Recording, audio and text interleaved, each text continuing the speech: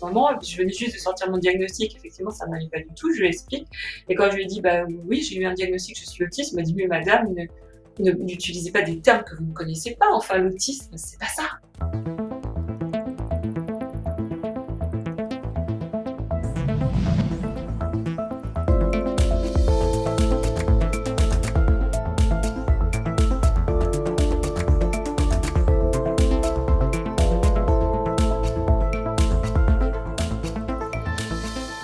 Salut les curieuses, salut les curieux. Aujourd'hui, j'ai le plaisir de recevoir pour la deuxième fois Sylvie Sando, auteure du livre Celle qui souriait trop pour être autiste aux éditions Chou.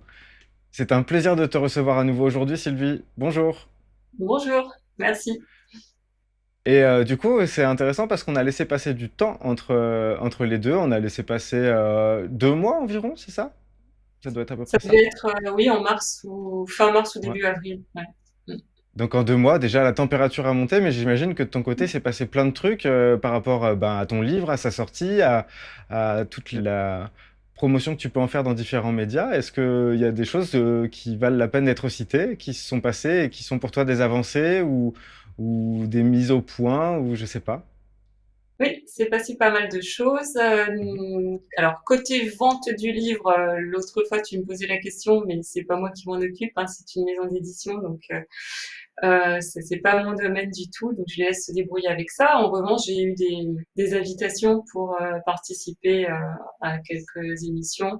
La dernière en date, c'était les Suisses qui ont proposé toute une série d'émissions sur RTS, l'émission Écho des vacarmes, toute une série d'émissions sur l'autisme pendant une semaine que j'ai trouvé très intéressante. Et j'étais invitée avec Marie Cher, qui est une médecin, psychiatre et professeure à l'université de Genève. Donc j'étais très très très honorée d'être avec elle parce qu'elle a présenté aussi 3 MOOC de l'université de Genève sur l'autisme que j'avais suivi avec grand plaisir, presque avidité, il y a quelques années. Et donc c'est une très bonne spécialiste.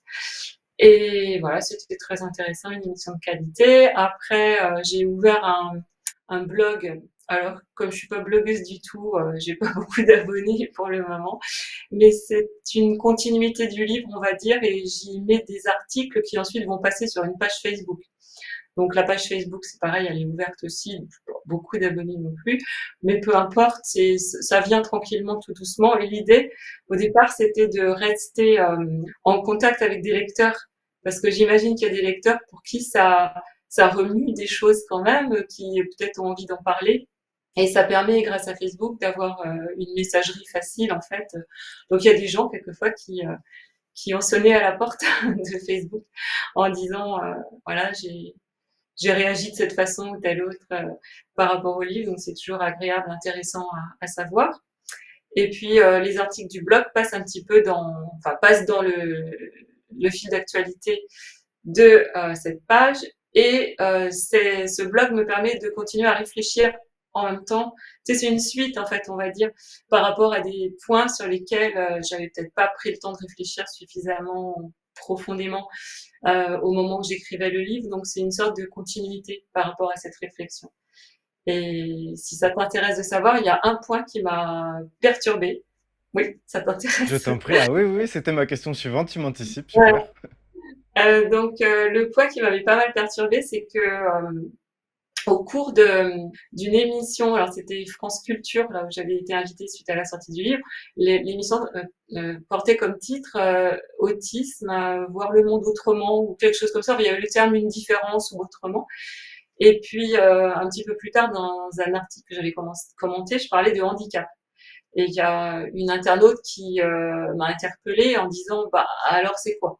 C'est une différence et c'est un handicap? Et c'est vrai que je me suis sérieusement posé la question. Et bah oui, pour moi, c'est les deux en fait. Donc j'ai pris le temps de bien réfléchir à ça et en me disant, bah oui, finalement, à la base, c'est une différence, c'est clair, une différence de fonctionnement par rapport à la perception de notre environnement et notre relation au monde et aux autres. C'est une différence, mais dans la grande majorité des cas quand même, enfin en fonction du contexte, ça devient très vite un handicap. Et je répondais sur cet article de blog que dans un monde idéal où la différence n'est pas perçue comme une menace ou une tare, eh bien effectivement, ça ne serait qu'une différence, mais nous sommes très loin de vivre dans cette société idéale où la différence est tolérée et acceptée. Donc c'est malheureusement quand même souvent un handicap et quelquefois, même si on est autiste entre guillemets léger, ça c'est quelque chose sur quoi j'insiste parce que on dit quelquefois non mais toi t'es pas handicapé parce que t'es juste autiste léger, légère, parce que tu parles, parce que tu n'as pas de problème de développement intellectuel.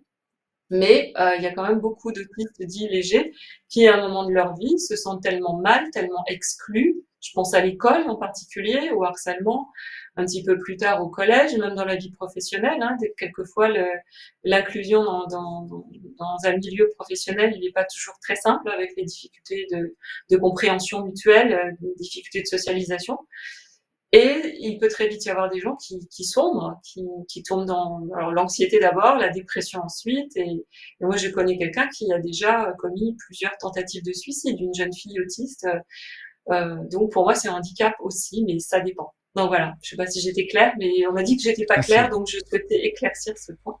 Si, si, bah, Voilà. et c'est très intéressant parce que justement, bah, on en discutait en off un petit peu tous les deux juste avant, mais il y a cette espèce de porosité entre ce qui est lié au TSA, ce qui est lié à la personnalité, au caractère, à l'histoire.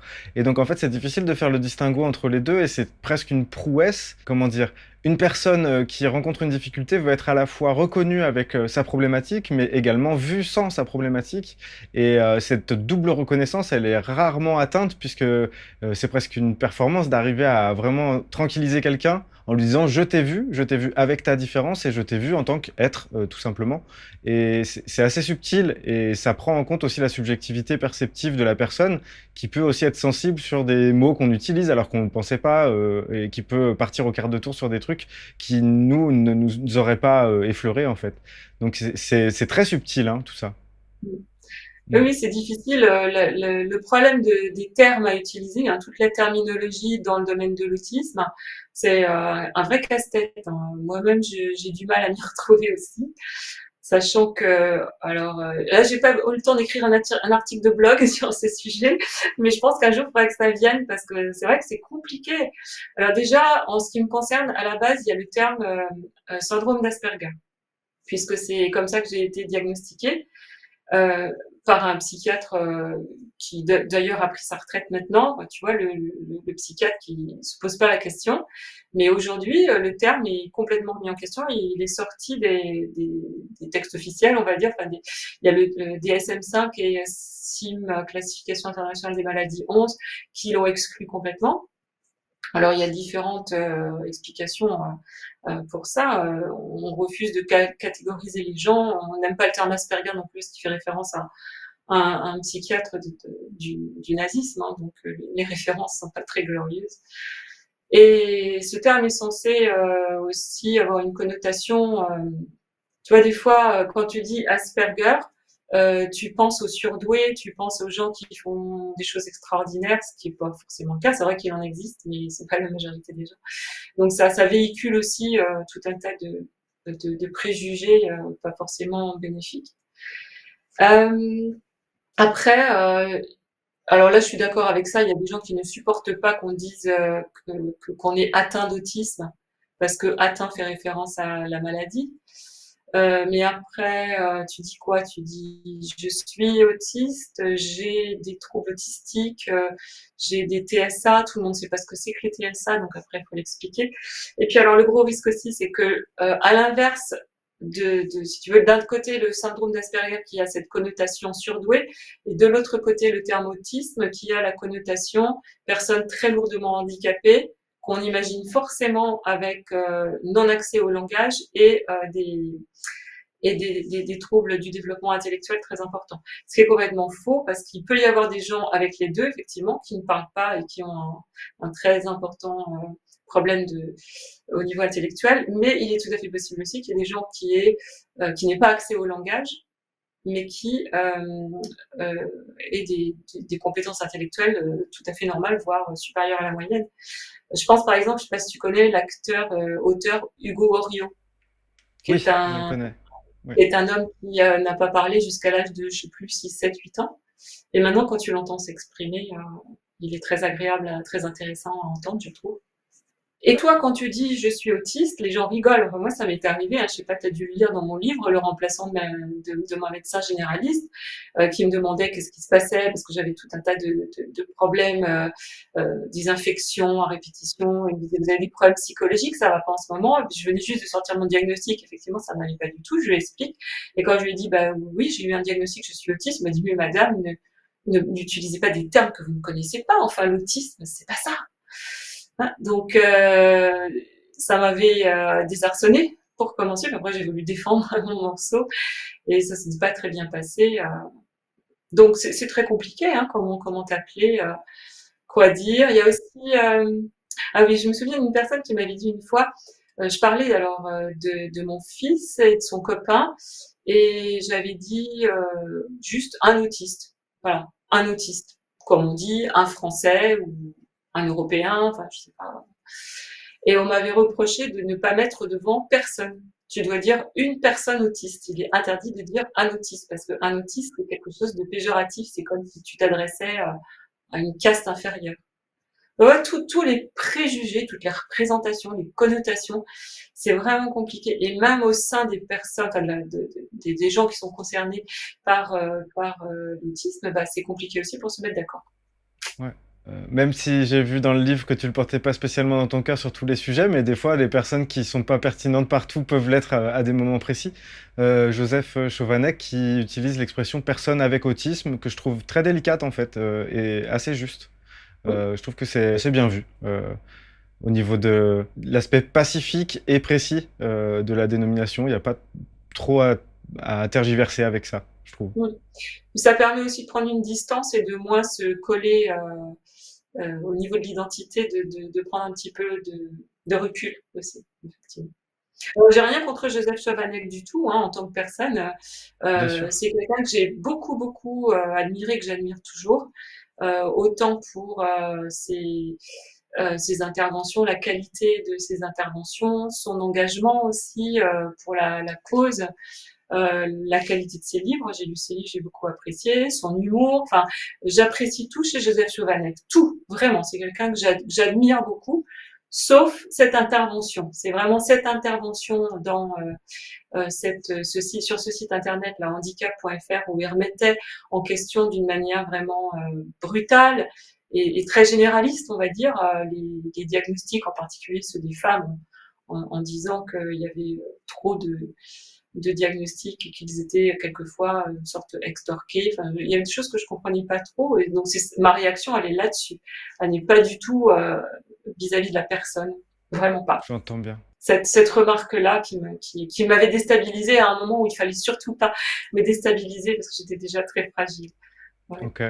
Bah, entendu le message est passé, c'est vrai que bah, c'est bien que ça soit précis à ce point-là. Pour le coup, déjà, moi, je lui ai envoyé une invitation, alors je sais pas s'il va répondre ou pas. Ce serait intéressant de te demander si tu aurais une question à lui faire passer, si jamais un jour il passait par chez nous. Est-ce que tu aurais une question comme ça qui te viendrait? Donc, par rapport à cet article, j'espère un jour pouvoir avoir un petit peu plus d'explications parce que j'ai eu l'impression que c'était quelque chose de très large en fait, alors que c'est quelqu'un plutôt de précis habituellement. Il y avait beaucoup, tu vois, de on, de il au pluriel. Mais qui sont ces personnes qui vont voir des psychiatres et qui vont les menacer? Par exemple, des psychiatres auraient été menacés pour obtenir des diagnostics. Mais qui sont ces personnes qui veulent à tout prix obtenir un diagnostic d'autisme? Pourquoi obtenir à tout prix un diagnostic d'autisme? Et qui sont ces psychiatres qui se laisseraient manipuler comme ça? Ça veut dire qu'il n'y a pas beaucoup de déontologie derrière non plus. Enfin, il y a plein d'incompréhensions dans ce qu'il disait. Et par rapport aussi à ce qui m'avait choqué, c'était ce qu'il appelait le carré magique, comme quoi si tu avais, alors c'était quoi déjà, je me souviens plus maintenant en détail, mais je sais que c'était si tu es marié, si tu as des enfants, si tu as une maison ou si tu as une voiture, je crois, tu n'es pas autiste en gros.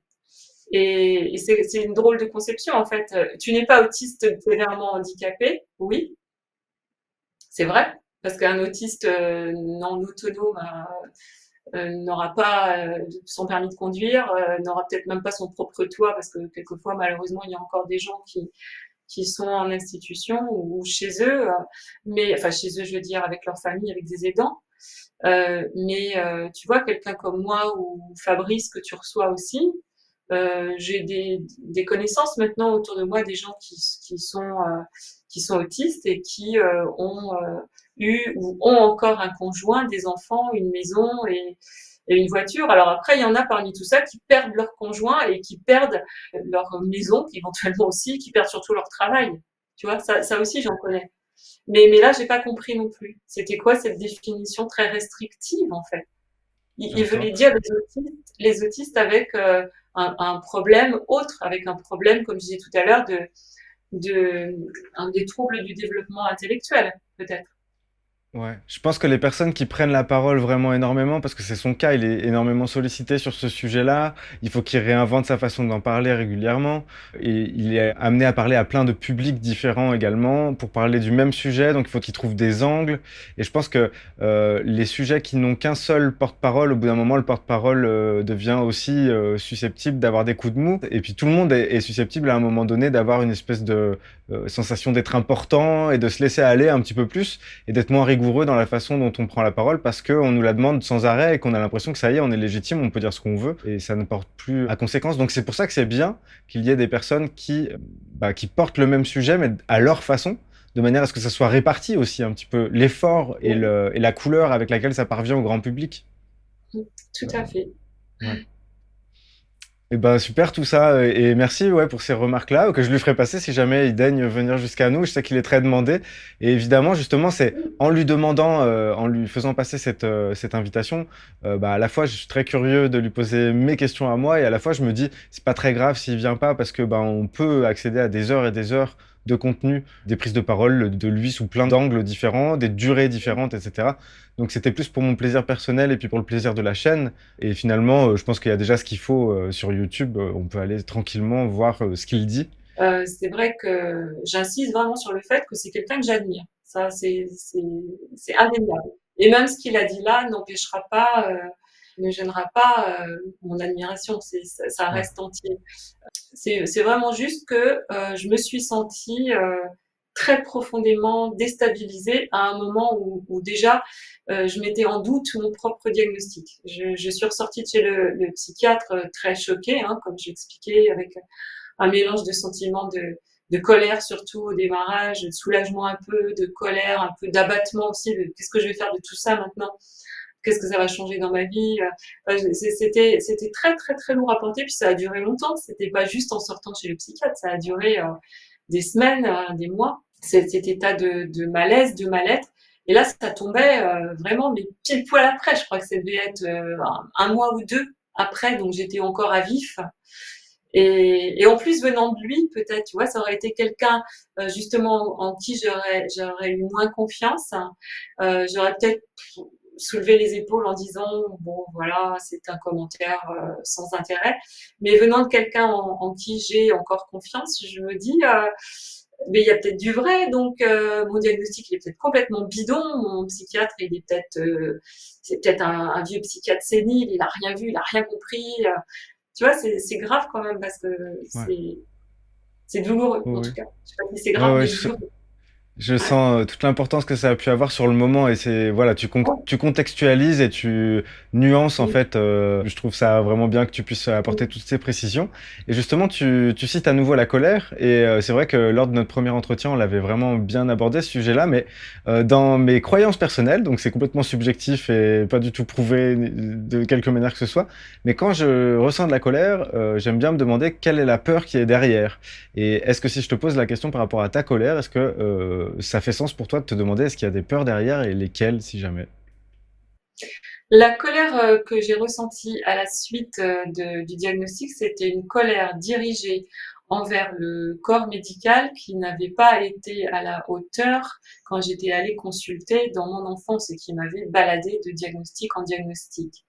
Donc je pense que la peur qui est derrière, en toute logique, c'était la peur d'aller mal et de ne pas avoir quelqu'un en face de moi qui aurait des moyens de comprendre ce qui se passait et de me proposer éventuellement des traitements parce que à une période, je pensais qu'il y avait des traitements, en tout cas quelque chose, si c'était pas des traitements médicamenteux, au moins un accompagnement et quelque chose qui allait me permettre de me sentir mieux. Donc je pense que la peur, c'était d'être abandonnée par le corps médical. Je vois ça comme ça. Mais maintenant, cette peur, elle s'est calmée avec le temps parce que ce que j'ai compris, c'est que c'était pas leur faute en fait, c'était pas de l'incompétence du tout. Moi, je l'ai vu tout de suite comme de l'incompétence, mais c'est vraiment un problème de connaissance puisque il y a encore beaucoup de choses à apprendre sur l'autisme, ça commence à venir tranquillement, on va dire. Il y a des progrès, mais je vois bien que même aujourd'hui, il y a encore beaucoup de praticiens très compétents qui ne connaissent pas l'autisme et les troubles neurodéveloppementaux en général. Donc, en dépit de tout ce qu'ils sont capables de faire dans d'autres domaines, dans ce domaine-là en particulier, il y a des lacunes. Et là, c'est le devoir de l'État, je dirais, de fournir des formations avec ce qu'on sait actuellement pour que ces professionnels soient mieux outillés. Et puis peut-être aussi de fournir des moyens à la recherche pour que la recherche aille dans le sens d'une meilleure compréhension de ce que c'est que l'autisme. Alors je sais qu'il y a des choses qui sont faites actuellement en France. Hein, j'ai vu des groupes de recherche sur Lyon en particulier, des choses très intéressantes qui sont en train de se mettre en place avec des chercheurs et des personnes autistes. Donc là, c'est bien, c'est un bon début, mais je pense que l'autisme n'a pas fini de livrer ses secrets. Donc de ce côté-là, ma colère a quand même un petit peu Ouais. diminué. Et puis tu es passé d'une personne déstabilisée par le fait d'ignorer dans un premier temps cette particularité pour toi, enfin ces particularités dans ton fonctionnement, de pouvoir leur donner un nom. Deuxièmement, tu as été perturbé par le fait de douter justement du fait que c'était bien ça pendant en plusieurs coups, on pourrait dire. Et puis c'était un pas décisif pour toi dans ton acceptation de toi et dans, si j'ai bien compris, hein, dans le livre, on sent que c'est un soulagement et c'est aussi quelque chose qui occasionne quelques difficultés. Mais on te sent justement volontaire à participer à cet élan collectif qui va vers une démocratisation du savoir, mais du savoir de plus en plus solide vis-à-vis de ce sujet-là, et pour les personnes autistes, les personnes avec autisme, donc du coup, je ne vais pas me contredire, je vais utiliser cette D'accord, oui. expression-là, Pour qu'ils me comprennent euh, vraiment. Ouais. et à destination bah, du reste de la population qui n'est pas sans côtoyer des personnes avec autisme. Oui, oui, tout à fait. Je suis complètement là-dedans, tu as raison. Et c'est pour ça que ma colère, elle a été finalement bénéfique parce elle m'a propulsée hein, vers cet élan, vers ces actions. Alors, je sais pas jusqu'où j'irai parce que déjà, je suis pas une spécialiste hein, de l'autisme. J'ai pas de formation scientifique. Je suis de formation littéraire, tu vois. Par contre, je suis très très intéressée depuis toujours par le fonctionnement de la conscience. Donc Ouais. c'est comme on dit dans le jargon, mon intérêt, mes intérêts spécifiques, c'est ça. Et donc depuis toujours, j'ai voulu mieux comprendre comment fonctionnait cette conscience avec tous ses attributs et qu'elle se projette dans le passé, qu'elle soit dans le présent, qu'elle soit dans le futur, euh, et toutes les façons qu'on a de se lier au monde. Et l'autisme en fait partie puisque c'est une facette de la conscience un peu différente une interface, on pourrait dire, je sais pas. Enfin, tu vois, par rapport à quelqu'un d'autre, c'est une autre façon de se relier. Donc, je me suis beaucoup intéressée, beaucoup formée, mais je ne peux pas apporter des connaissances que je n'ai pas. La seule connaissance que je peux apporter, c'est mon vécu, mon expérience. Alors, c'est Oui, déjà pas oui. mal, hein, mais Mais je pense que c'est complémentaire en fait. Le travail scientifique, c'est une chose, mais je pense que c'est bien que ce soit relié justement à des témoignages comme le tien, à des gens qui vont parler à la première personne de leur expérience personnelle, en étant en mesure de l'exprimer assez précisément et de manière à avoir un panel assez large et assez précis à chaque fois de chaque témoignage, puisque les témoignages, justement, à l'intérieur, il y a tout le spectre qui va se dessiner petit à petit en fait. c'est ça. Et ça, Enfin, pour moi, c'est important. On en reparlera peut-être dans quelques mois ou quelques années. Hein, peut-être que je me rendrai compte que c'était un effort vain, peut-être. Je ne sais pas. Mais aujourd'hui, j'ai l'impression que ça a du sens et que peut-être ça contribuera. Alors, je n'ai pas la prétention à moi toute seule de changer les choses, mais on est quand même assez nombreux maintenant à témoigner et à ne plus se cacher et à dire voilà notre différence ou handicap est là et voilà comment on comprend la vie, voilà comment on s'exprime, voilà comment on vit et voilà comment peut-être on pourrait mieux être ensemble avec les Ouais. autres, avec ceux qui n'ont pas cette différence-là. Ça oui, c'est quelque chose que j'ai beaucoup à cœur. J'essaye de différents moyens. Le livre, ça a été un moyen. Les interviews, c'en est un autre. Et puis, comme je te disais, j'ai d'autres projets aussi avec des associations de sensibiliser, d'informer dans différents domaines. En particulier, ce qui me tient à cœur, puisque c'était mon domaine avant, c'était l'éducation. J'étais à l'éducation nationale pendant une vingtaine d'années. Donc, je pense il y a un gros travail à faire. Les enseignants auraient besoin d'affiner un petit peu leur compréhension quand même, je pense, de ce que c'est. Pas au niveau pédagogique, mais au niveau compréhension de l'humain. Dans le domaine des soins aussi, comme je disais tout à l'heure, parce que les professionnels du soin, pas seulement les médecins, hein, mais tous les professionnels du soin auraient besoin aussi de mieux comprendre les milieux de l'entreprise, pourquoi pas aussi, parce que c'est quelquefois un gros challenge pour les personnes avec TSA lorsqu'il faut s'intégrer dans une entreprise, c'est compliqué.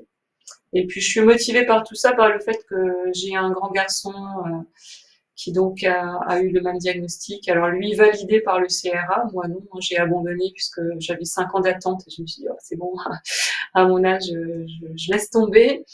Et mon fils a eu sa validation, on va dire. Le diagnostic est un petit peu plus officiel parce que les tests sont plus pertinents, plus fins. Enfin, il a eu toute la batterie de tests, là, le fameux ADIR, ADOS, etc. Ok. Et, et j'ai l'instinct de maman là qui parle aussi parce que je vois ses difficultés, je vois ses souffrances et j'ai envie de lui préparer un monde meilleur que le mien aussi. Donc c'est un petit peu aussi dans cet état d'esprit de maman et puis peut-être grand-mère aussi parce que j'ai un petit-fils et j'ai bien l'impression qu'il est parti pour aligner les petites voitures. Ok, ah, super. Bah, du coup, oui, c'est une thématique qui va devenir importante dans ton vécu et dans le vécu des gens qui t'entourent. Et plus tu seras précise dessus. Mais c'est beau d'une certaine façon parce que ça va permettre vraiment d'accompagner ça de plus en plus tôt. Toi, ça a été après la cinquantaine. Tu en parles dans ton livre et on en avait parlé la dernière fois. Pour ton fils, c'est à l'adolescence et pour ton petit-fils, ce sera sans doute, si c'est Ah, on ne sait avéré, pas. très tôt. Voilà, pour mon petit-fils, on ne sait pas encore, hein, il est encore Bien très sûr. petit, il a Mais il y a 3 la ans. possibilité de le savoir et de s'y intéresser et de voir Voilà, j'en parle à si... ma fille. Disons que je commence à lui en parler en lui disant fais attention, peut-être éviter cela ou favoriser autre chose. Ouais, ok. On verra. Très bien. J'ai un passage de ton livre que je voudrais citer. Alors j'imagine qu'il est cité peut-être assez régulièrement, je sais pas. Mais donc je te cite. J'en voulais à la terre entière et je crachais sur les neurotypiques que je voyais comme des ennemis potentiels. Je m'effondrais ensuite pour ruminer pendant des jours sur mes malheurs de pauvre femme atypique. Et je voulais savoir quel est ton rapport aux neurotypiques aujourd'hui, maintenant que la colère est redescendue et le bouleversement aussi. Enfin, ça s'est apaisé effectivement, mais de temps en temps, il faut pas grand-chose encore pour faire remonter un petit peu la colère.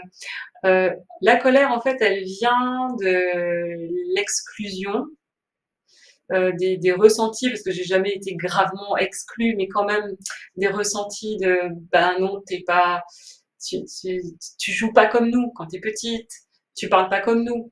Après, tu fais jamais rien comme tout le monde, comme disait ma mère. Et même après, les relations avec les collègues qui, par exemple, aiment faire des blagues que je ne comprends pas. Quand je fais des blagues, moi, c'est leur tour de ne pas les comprendre. Donc c'est difficile.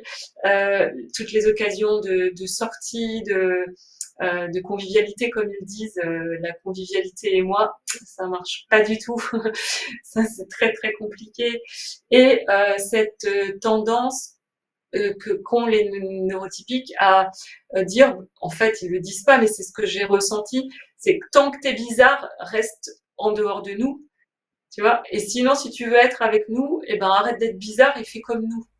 Hmm, Et cette ok. colère, elle vient de là, de cette espèce d'injonction à la normalité. Et je sais que c'est ça parce que je l'ai ressenti quand mon fils a passé son diagnostic, au bilan, euh, à la fin là, de toutes les évaluations, le psychiatre nous a fait des propositions pour l'aider. Alors, il y en a une que j'ai trouvée intéressante, c'est par rapport à des éventuelles des difficultés au niveau de l'autonomie quand il va habiter seul. Pour le moment, il est encore à la maison, mais il proposait des dispositifs SAMSA. Enfin, tu vois, tu peux te faire aider si tu as du mal à faire tes courses tout seul. On peut t'accompagner pendant un certain temps. Voilà. Donc, je suis pas sûre qu'il en ait besoin, mais voilà ce genre d'aide ponctuelle. Par contre, il y a quelque chose qui me chagrine toujours un petit peu, c'est ce qu'on appelle les groupes d'entraînement aux habiletés sociales. Alors, je pense que ça peut avoir un effet bénéfique, un petit peu comme j'ai fait quand j'ai pris des cours de théâtre, tu vois, où je savais que j'avais un besoin de mimer, de faire comme dans certaines situations. Mais je pense que ça a ses limites et ça va aller dans le sens de vouloir façonner l'humain à un modèle de neurotypique qui est gentil, qui est sympa, qui sourit, qui dit des trucs pas intéressants, mais il faut les dire quand même parce que ça fait partie de ce qu'il faut dire quand même, tu vois, et qui est pas notre monde. Ouais. Et ça continue à me chagriner. Peut-être pas me mettre en colère, mais ouais, je vois. Hmm. Je vois tout à fait ce dont tu veux parler, puis c'est très touchant justement les mots que tu emploies. Et je me dis, dans les entreprises, quand on doit, dans le budget, prévoir un budget convivialité, que ça porte un nom, qu'il y a une commission convivialité, c'est qu'elle n'est pas très naturelle non plus, je pense. Il y a quelque chose de préfabriqué et d'un petit peu hors sol dans ces moments-là. Après, des fois, ils prennent et ils sont intéressants à vivre, mais franchement, dans mon ressenti, quand on est obligé vraiment d'y faire attention, c'est que c'est pas naturel. Enfin, je sais pas, je me pose beaucoup la question pour mon fils parce que bientôt, là, il va partir à l'université et bientôt, il va avoir des stages à effectuer. Et puis, dans quelques années, il va devoir entrer dans le monde de l'entreprise et il est beaucoup moins communicant que moi. Mais vraiment beaucoup moins. Et ça m'inquiète parce que j'ai peur qu'il y ait des problèmes avec la hiérarchie, par exemple, qui cherche à lui imposer des moments de convivialité, je sais pas, je sais qu'il existe dans des entreprises, par exemple, des temps obligatoires pendant lesquels tu dois passer un week-end pour développer l'esprit d'équipe, tu vois, ce genre de choses. Je me dis, il Ouais, serait ouais. absolument incapable de survivre à ce genre d'épreuve. Et par rapport aux collègues aussi, ça peut être gênant parce que les collègues, s'ils t'invitent à aller prendre un verre après le travail et que toi tu dis systématiquement non, ils vont penser avant tout que c'est parce que tu ne les apprécies pas et que éventuellement ils ont fait quelque chose qui t'a vexé ou qui t'a déplu. Enfin, il y a une incompréhension latente hein, toujours Ouais. dans ces circonstances-là. Et mon fils m'a répondu non, ça ne me tracasse pas du tout. Je suis tout à fait capable de communiquer. Seulement, ça sera exclusivement réservé au domaine qui m'intéresse, c'est-à-dire pour lui, c'est l'informatique, la programmation. Donc, ça sera ça, mon domaine de communication. Je pense qu'il se rend pas compte que pour les neurotypiques, la communication ne se limite pas à l'information, à la transmission d'informations, mais qu'il y a autre chose derrière. Il y a une autre façon de communiquer qui est du relationnel pur et simple. Et ça, c'est quelque chose qu'on a vraiment du mal à comprendre et du mal à faire. Moi, j'ai eu le souvenir de ma mère était elle est décédée maintenant, très neurotypique. Donc, tu vois, je peux pas être en colère. J'adorais ma mère. Je suis pas en colère contre les neurotypiques.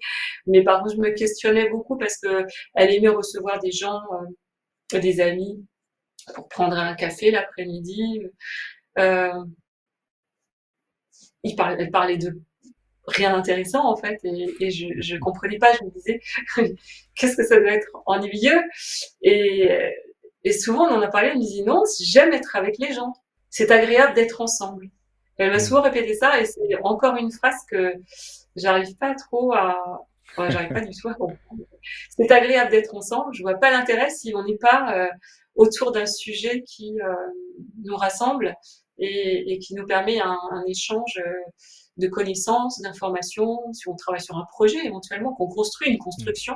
Mais tu vois, il faut qu'il y ait quelque chose de Ouais, très concret et d'échange au niveau de la connaissance. c'est intéressant parce que ça rejoint vraiment le témoignage de Fabrice.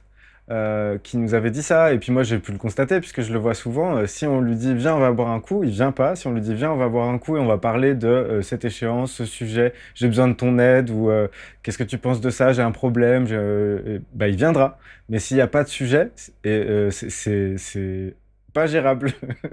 Non, c'est très ennuyeux et puis moi je ne sais pas faire. Je sais pas Fabrice, mais moi je ne sais pas faire. Ok. Je ne peux pas tenir une conversation euh, dans dans le vide en fait, juste simplement pour être en relation.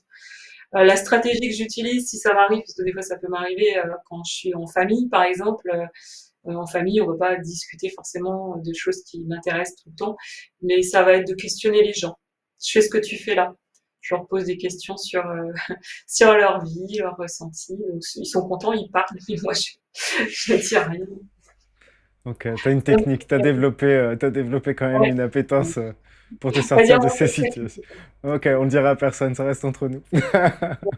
Je me posais la question justement parce que là on voit bien dans tes réponses et puis même lors de notre premier échange, il y a quelque chose de très rationnel dans ton approche du monde et des relations et de comment tu envisages les choses.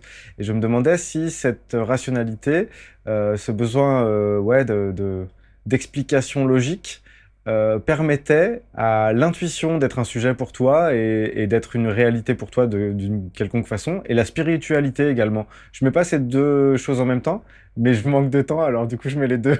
Je te fais un sac avec ça. c'est extrêmement compliqué comme question. J'ai vraiment du mal à y répondre.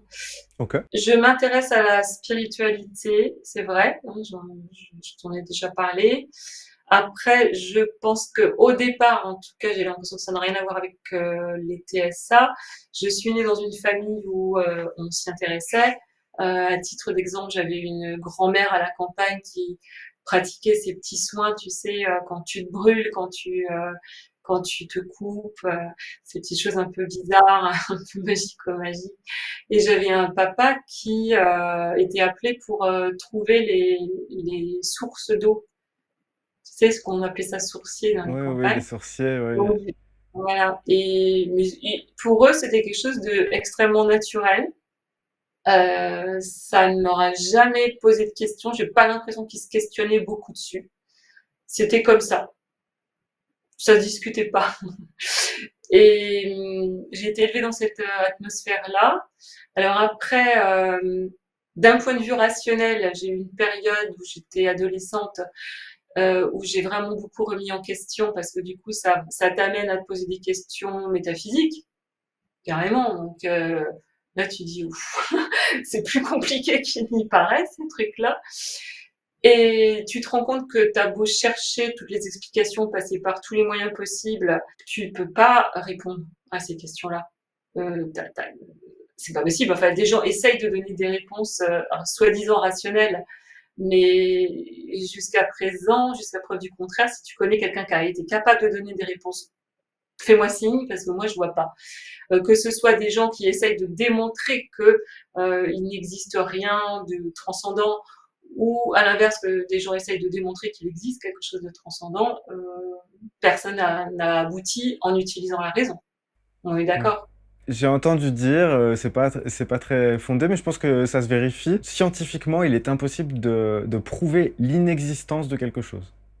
Oui, c'est vrai. Donc on ne peut rien prouver, ni intellectuellement puisque ça dépasse le cadre philosophique. Les questions sont tellement vastes que ça les dépasse. On peut y approcher, mais à un moment on abandonne. Notre conception n'est pas assez développée. Scientifiquement, on a compris que c'était pas possible. Après, qu'est-ce qui reste? Il reste l'expérience. Donc j'en suis rendue à ça, à savoir que pour moi, je ne me questionne plus. C'est une question d'expérience. Je reste spiritualiste parce que Ouais. mon expérience m'a démontré, mais à moi uniquement, donc je ne peux pas faire preuve de prosélytisme et essayer de convaincre les autres. Mais mon expérience m'a démontré qu'effectivement, cette fameuse conscience qui m'intéresse tant et que j'essaye de décortiquer, ben, elle a des aspects qui m'échappent et qui dépassent les limites qu'on se croit être obligé de respecter de temps et d'espace en particulier. Il y a des choses très surprenantes qui peuvent se passer, en particulier dans une discipline que j'aime beaucoup qui s'appelle l'hypnose et que je Ok. trouve absolument passionnante. Pas seulement pour arrêter de fumer comme je le fais avec mes clients, même si c'est très utile pour la santé, mais dans d'autres champs d'investigation aussi. C'est passionnant. Maintenant, le lien avec les TSA, comme je te disais tout à l'heure, je suis pas certaine qu'il y en ait un, parce que je pense qu'il y a des gens avec TSA qui sont pas du tout spiritualistes et à l'inverse des neurotypiques qui sont très spiritualistes, donc je pense qu'il n'y a pas de lien. La seule chose que je pourrais dire, c'est comme ça rentre dans mes intérêts spécifiques, je pense que j'y mets peut-être un petit peu plus d'ardeur que des personnes neurotypiques. Et quand je plonge à fond dans un centre d'intérêt, je vais aller assez loin dans les expériences et dans la découverte et dans la Ouais. recherche quand même de connaissances, parce que j'ai pas complètement abandonné la possibilité d'aller un peu plus loin dans certains domaines de compréhension. Mais bon, globalement, au bout du compte, je sais qu'il y a un moment où mon intelligence aura des limites. Je m'en suis certaine. Ben merci, merci pour ta réponse. Je vais passer à ma dernière question parce qu'après je vais passer le relais à Gaëtan. Tu vois, il me reste encore des questions que je t'ai pas posées, j'en ai toute fait une liste. Comme quoi, au début de notre entretien, tu me disais, mais quelles questions t'as encore à me poser? J'ai l'impression que j'avais fait le tour et tout. Alors je sais pas si t'as autant de plaisir que moi à l'échange qu'on est en train d'avoir maintenant, mais Oui, finalement, c'est tu vois, on a intéressant. toujours des trucs à échanger. Donc cette dernière question, en fait, elle date d'hier où j'ai eu un premier appel d'une personne quand je vais accompagner une personne, en fait, pour savoir si c'est OK et pour moi et pour elle que l'accompagnement ait lieu. Il y a quand même une rencontre au téléphone. Je propose une demi-heure de discussion pour voilà, voir pourquoi la personne vient et quelles sont ses attentes, etc. Et je suis tombé sur quelqu'un qui, en fait, a énormément d'interdits dans sa vie. Alors, elle m'a pas parlé de TSA ni quoi que ce soit, elle m'a parlé d'hypersensibilité. Et là, pour le coup, c'est un sujet un peu plus flou encore que le TSA. Mais par contre, c'est quelqu'un qui, justement, n'a pas de voiture, n'a pas Internet, n'a pas autre chose que les appels sur son téléphone, vit dans une relative solitude, voire très prononcée, et en arrêt maladie, en fait, présente beaucoup de symptômes qui sont de l'anxiété sociale, quelque chose de profond, qui pourrait même aller peut-être jusqu'à la dépression. Je ne vais pas poser de diagnostic ici, mais ça fait plusieurs fois que je croise des gens avec ce genre de profil qui finissent par écouter leurs limites et les épaissir au fur et à mesure du temps et finir complètement prostrés, cloîtrés. Et est-ce que, du coup, avec toi, ce que tu connais de toi, quelles sont tes techniques pour éviter de s'enfermer dans ses limites? Hmm.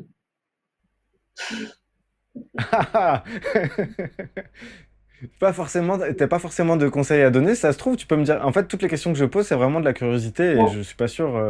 Tu veux dire des techniques que je m'appliquerais ou des techniques Ben, que je disons que recommanderais à quelqu'un qui serait face à moi? C'est pas la même chose. ouais, non, c'est tes techniques à toi, si tu veux, étant donné que dans le TSA, il y a une certaine difficulté d'interaction avec les autres sociales, on peut facilement, je pense, glisser vers une sorte d'associabilité, de misanthropie, et donc que sa vie se dessine de plus en plus avec des gros murs.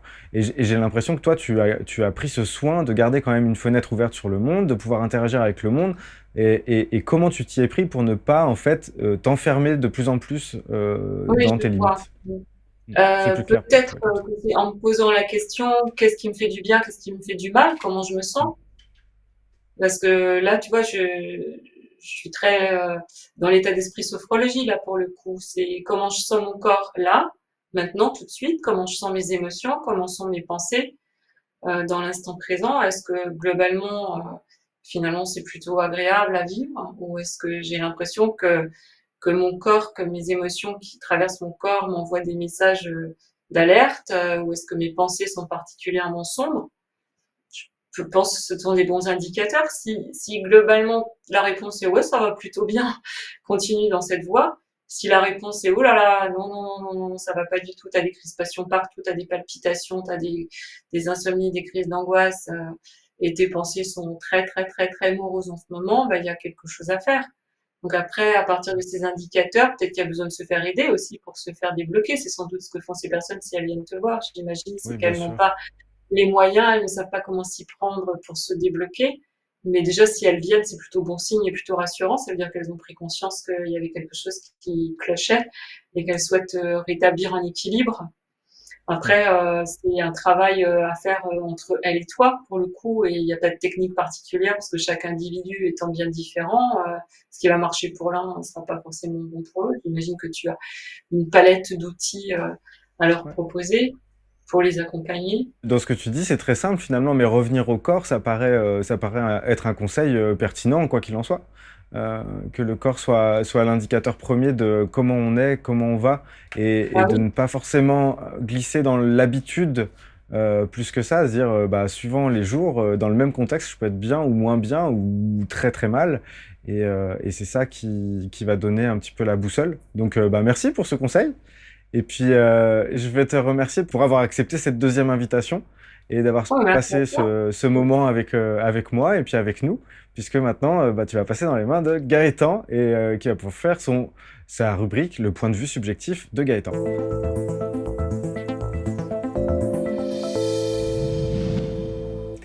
Merci Sylvie pour le temps que tu as passé avec nous et ces questions auxquelles tu as répondu, les questions de Mathieu. Je vais essayer de faire une petite synthèse de ce que j'ai retenu par rapport à justement ces échanges. J'ai noté qu'aujourd'hui tu nous as parlé des problèmes de préjugés et de connotations parfois dans les échanges que l'on a avec les autres. Et puis aussi parfois cette peur pour parler de soi. C'est pas si évident de parler de soi et de parler de toi. Tu l'as dit tout à l'heure d'ailleurs. Parfois, il t'arrive tout simplement en stratégie de préférer poser des questions et simplement écouter, sans parler. Tu as ce terme de personne avec autisme où la définition justement c'est difficile. Alors d'ailleurs le mot personne est compliqué puisque dans la langue française personne c'est aussi quand il n'y a rien, il n'y a personne. Et on parle de personne avec un autisme. Donc voilà, il y a même parce que tu as parlé de la conscience et que ça t'intéressait, tu as parlé d'hypnose d'ailleurs et de la conscience. En sophrologie, on ne parle pas d'inconscient, alors ça doit être une déformation professionnelle.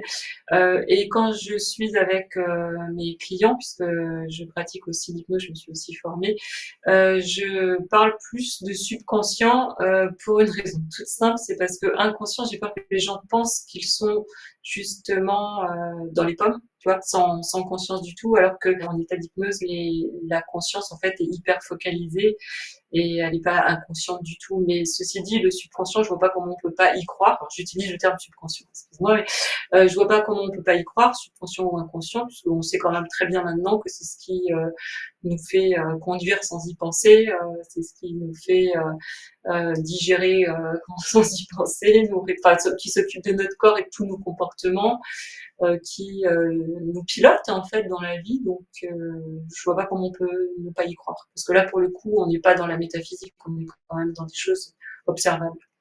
Effectivement. Alors parfois, quand tu évoquais cet état de conscience modifié, quand on conduit d'un point A à un point B et qu'on pense notre cerveau est focalisé, c'est vrai qu'il y a bien quelque chose qui se passe derrière.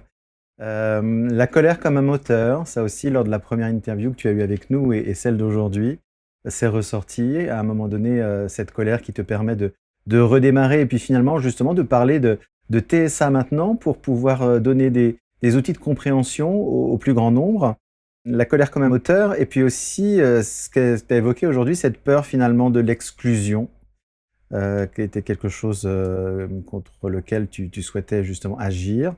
Des intérêts spécifiques et justement, tu parlais des intérêts spécifiques que tu avais en particulier par rapport à la conscience et je me demandais, est-ce que tu peux relier ça, vers le chemin à une sorte d'éveil, un éveil à te découvrir toi déjà par rapport à qui tu étais et ce TSA potentiellement, diagnostiqué avec des grands guillemets diagnostiqué et puis peut-être aussi l'éveil vers l'autre et le fait que l'autre est profondément différent finalement de ta façon de fonctionner. Donc la question, si je la resimplifie, est-ce que cette quête, cet intérêt spécifique autour de la conscience est un moyen justement d'aller vers l'éveil de toi, puis vers les autres?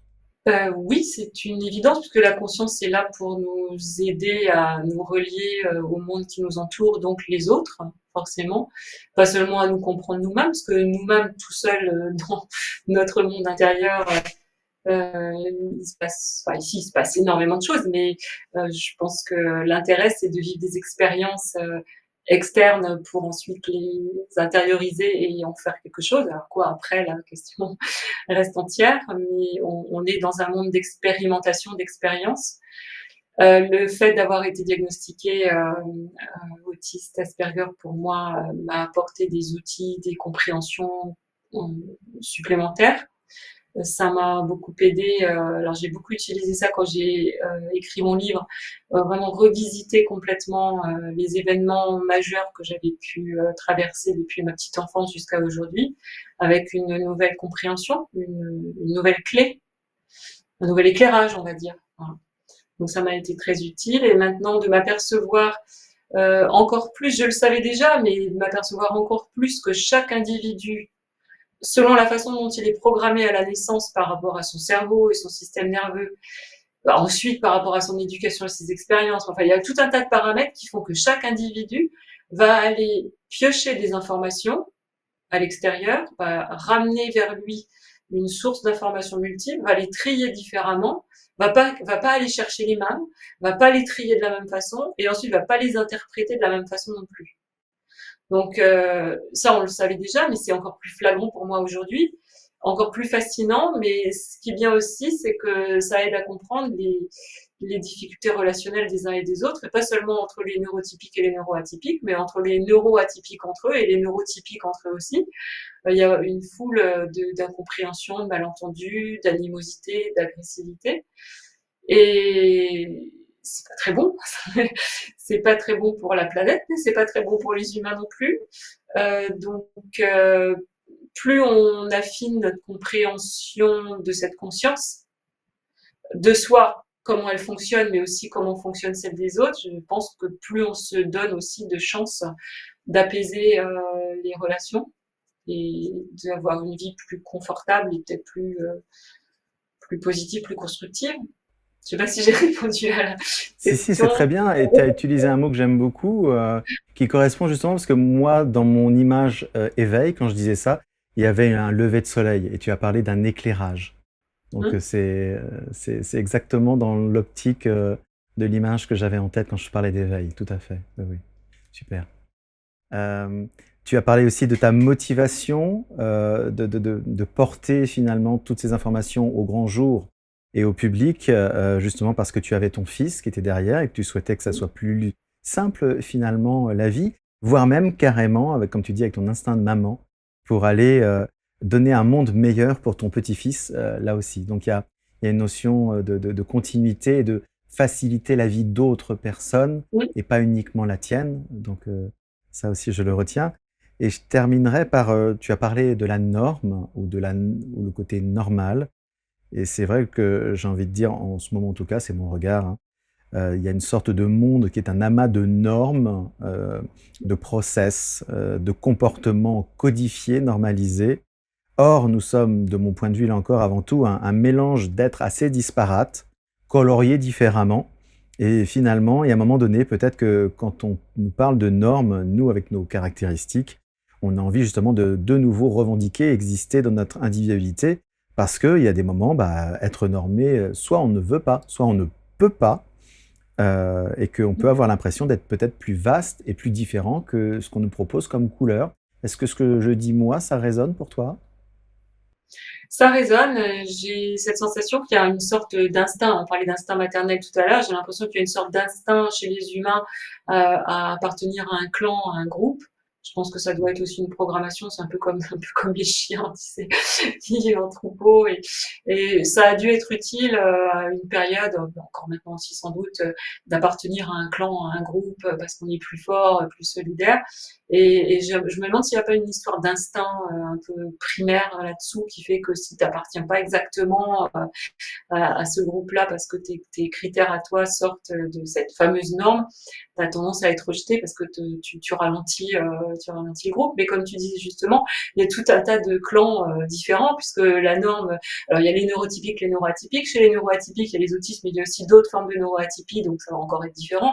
Chez les neurotypiques, tu as les normes en fonction des âges, des milieux sociaux, des civilisations, des sociétés dans la civilisation actuelle. Enfin, il y en a une multitude finalement de normes. On ne peut pas dire qu'il y a une norme qui serait valable et les autres qui ne le sont pas. C'est toujours par rapport à un état d'esprit, à un moment donné et c'est complètement futile et ça peut disparaître comme ça, cette norme en un claquement de doigts finalement. C'est pas solide, il n'y a pas de fondation sur cette notion de norme. Donc oui, en même temps, et c'est peut-être une lutte entre cette connaissance, cet éveil là dont tu parlais, et une sorte d'instinct un peu basique là de programmation biologique pour être dans un clan. Je ne sais pas. Ouais. C'est une idée qui va L'être humain traverser en les tant qu'animal social, pour survivre, ouais, c'est sans doute aidant. peut-être. Ouais. Mm, On est souvent pris peut-être. entre ces deux feux, ouais. Les choses, comme Ouais. tu dis, presque instinctives d'un Mm, cerveau primaire qui serait opposé à notre conscience et à notre développement possible. intellectuel qui va pas Possible. nécessairement au même rythme. Je crois C'est qu'il y a une presque question que je une me pose. différence de rythme. Je cherche pas à expliquer en pensant détenir la vérité là-dessus, mais oui, c'est une question que je me pose. Une sorte d'accélération de notre pensée alors que notre cerveau primaire est toujours lui à son rythme lent d'évolution et qui nous Ouais, rappelle de temps en temps. Peut-être que la colère, ouais, tu évoquais la colère. ouais. Mais on sait qu'il existe différentes fonctions du cerveau. Hein, je sais plus, le reptilien, le premier, après je sais plus. Je sais pas, je me rappelle plus, mais je sais qu'effectivement il y a différents stades de conscience et on les retrouve encore dans la formation, notre formation cérébrale. Pourquoi pas? Ce qui est peut-être une façon aussi de se foutre la paix à un moment donné quand on se dit mais je suis pas congruent, je suis pas raccord. Et peut-être que justement il y a bien ces rappels de temps en temps de choses qu'on a en nous et ok, accepter et pas je suis en colère de me mettre en colère par exemple. Ah oui, ça non. Je te remercie beaucoup en tout cas pour tout ton témoignage. Je trouvais ça extrêmement intéressant, Merci à vous. extrêmement frais et sincère. Donc merci beaucoup à toi Sylvie. Merci beaucoup Sylvie d'avoir accepté mon invitation une seconde fois. Merci d'avoir été si prompte à répondre avec précision, avec tous les outils dont tu disposes et toute la connaissance qui est la tienne et ton vécu subjectif aux questions que j'avais encore à te poser. Il m'en reste dans ma besace. Peut-être qu'on sera amené à se voir d'ici 1 an, qui sait. En tout cas, c'était un plaisir de te rencontrer, de découvrir ton livre et je souhaite bonne route à ce livre et à toutes les actions que tu mettras en place pour faire connaître le TSA. Donc merci à toi. Merci à vous. Merci beaucoup. Les liens pour retrouver ton travail et l'accès à ton livre « Celle qui souriait trop pour être autiste » sont disponibles sous cette vidéo. J'aimerais également remercier Gaëtan pour son esprit de synthèse et son soutien indéfectible. Et j'aimerais également te remercier toi d'avoir regardé cette vidéo. N'hésite pas à réagir en commentaire, à t'abonner et n'oublie pas, la curiosité est un joli défaut. Salut!